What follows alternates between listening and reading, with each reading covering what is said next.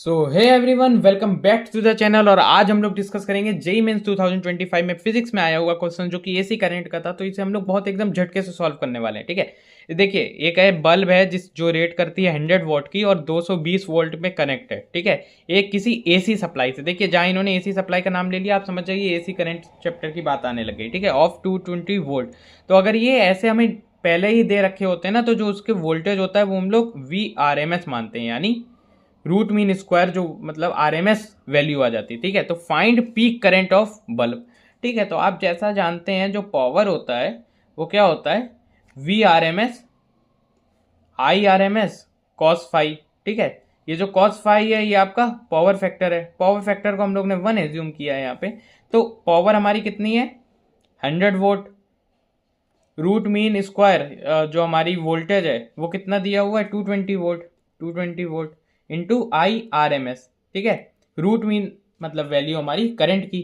तो 0 से 0 गया और 5/11 यानी क्योंकि 2 5 जा 10 और 2 11 जा, यानी 5/11 जो है हमारी वो RMS वैल्यू आ गई। ठीक है, अब ध्यान दीजिएगा, जो IRMS होती है ना वो I0/√2 होती है। जो ये I0 है वो आपकी क्या है, पीक करंट है।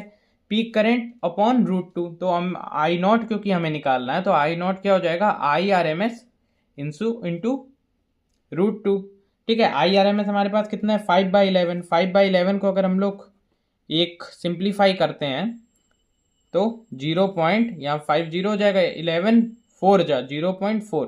ठीक है, 0.4 इंटू √2 कितना होता है, 1.4।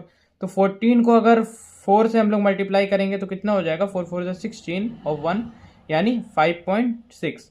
5.6, लेकिन क्योंकि ये 1.4 है और ये है तो अप्रोक्स 0.56 के करीब जो है, क्योंकि मैंने आप देखिए ये 5/11 को पूरा सिंप्लीफाई नहीं किया। ठीक है, यानी 0.56 यानी 0.6 के अप्रोक्स कहीं हमारा करंट आएगा।